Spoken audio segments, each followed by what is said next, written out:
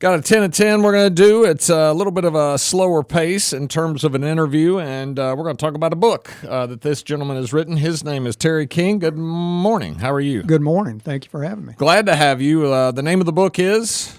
Dead People, Crazy People, Drugs, and Politicians. All right, that's a mouthful, but I get the direction you're going with this thing. Before we get into the book itself, give our listeners a little background on who you are. I'm Terry King. I'm the head of the investigative committee for the Concerned Citizens of St. Tammany, and I'm a financial advisor on the North Shore. But the book is primarily about being married to my wife, who was called the disgruntled former employee of the St. Tammany Parish Coroner's Office. All right. These events that you're talking about in the book happened when? Around 2009 to 2012. Is it kind of crazy that we're talking about the coroner's office? I mean, who's talking about their coroner's office as much as we are and in this parish, and we're doing it in 2024? Yeah, nobody ever seems to talk as much about their coroners as St. Tammany does. Yeah. You got any idea why that is? I believe it's because Article 5 of the state constitution needs to be updated. There's some changes that should be made there to allow people who are not medical doctors to become coroner, so that you can have a medical administrator instead, and you would get a larger pool of applicants to be able to come in. All right, so this book, it was something you intended to do or something you felt like you needed to do? I did not intend to do it.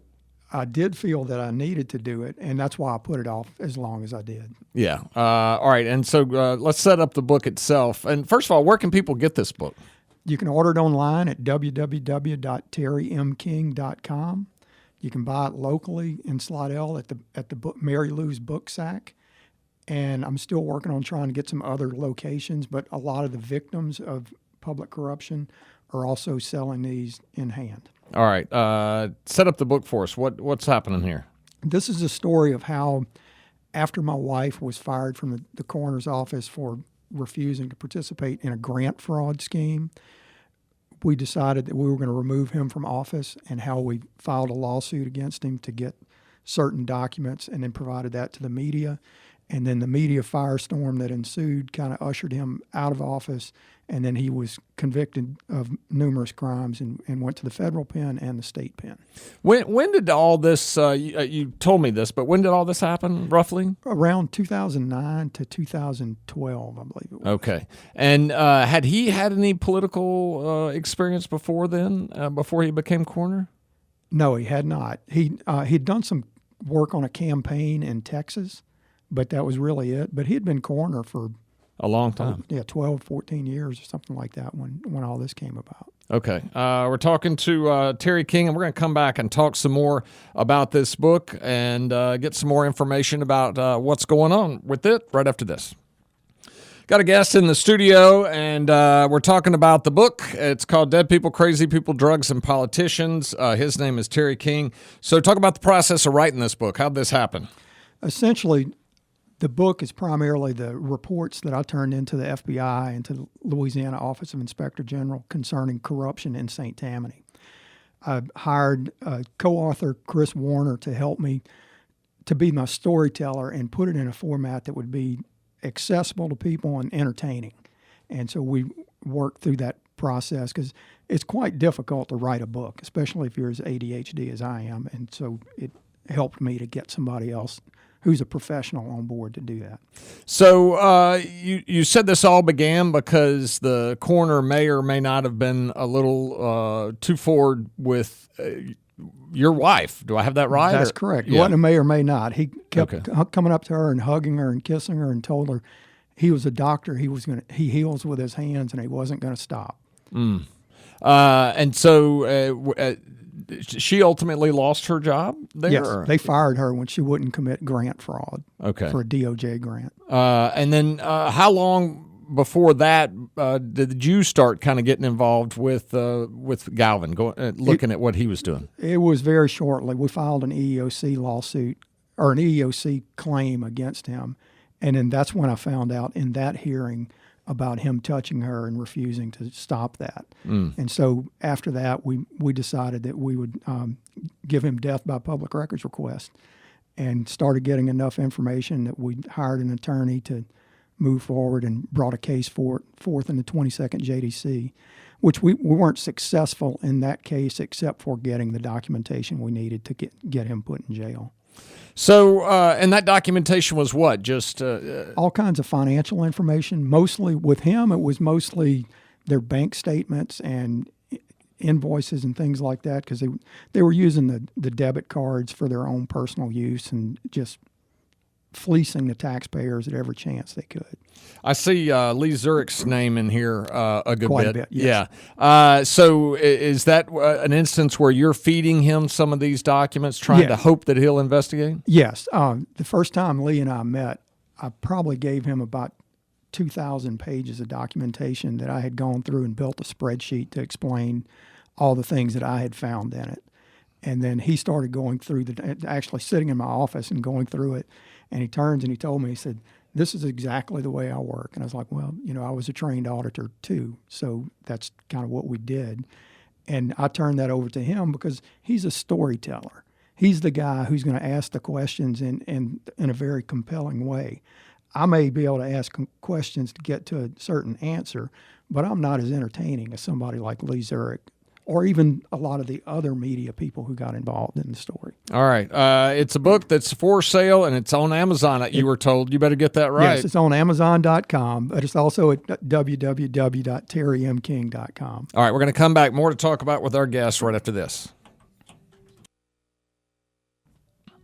Got a guest in the studio. We're talking about his book, and we're talking a little bit about things happening here in St. Tammany, Terry King. And so I'm going to ask this question on the fly without much forethought, so I hope I don't get myself in trouble. But I do want to ask it in a way, looking at what you do in a broader scheme of things. I feel quite certain that there are good people in politics and that there are people that do the right thing on a regular basis. And so I guess...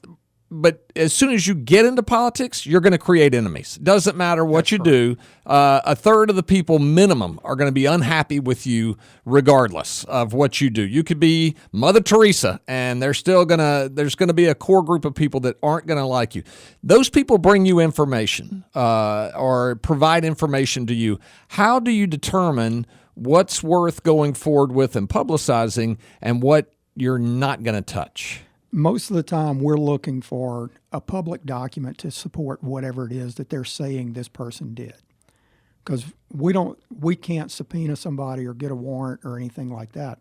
So we have to get them to tell us what happened. So we can go back and get a record, a police report, or any sort of report to verify whatever it is that this person told us, then we can move forward with an investigation on that. The coroner's office is a cornerstone within this book. The newest, the person who is about to be coroner in the news here recently. Were you in the middle of that? Yes, the coroner-elect, Christopher Tate, we found out in August of last year that he had a history in New Mexico with some sort of sexual misconduct with a child. We couldn't get any documentation of what actually happened in that, and I believe the local news media got some more information on it. But we were letting people know that we need to get other people to run for this office so that we don't have this embarrassment come forward. But no one wanted to really step out there and say, we need to make this happen.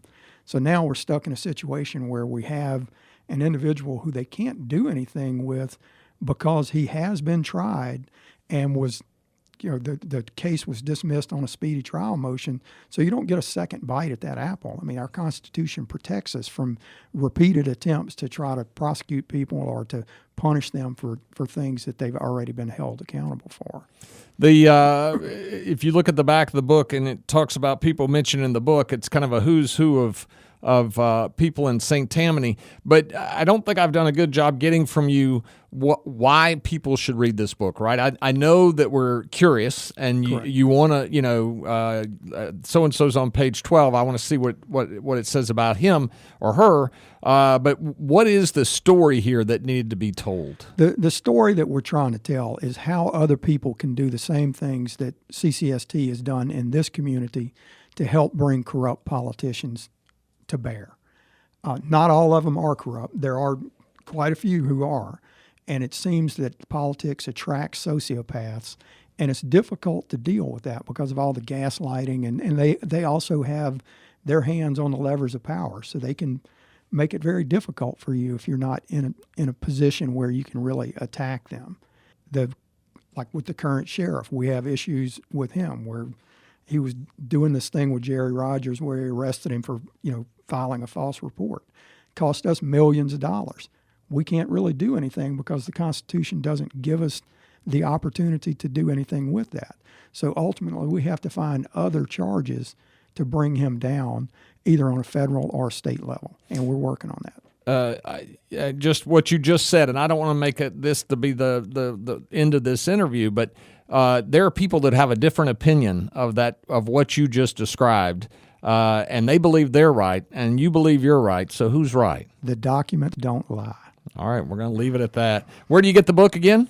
Amazon.com and also at www.terrymking.com. All right, and you're working on others, correct? Yes, I am. Working on a follow-up book on this. It's a deep dive of chapter 15 out of here. Okay. We appreciate you coming by to talk to us about this book, and you're welcome back anytime. Thank you very much.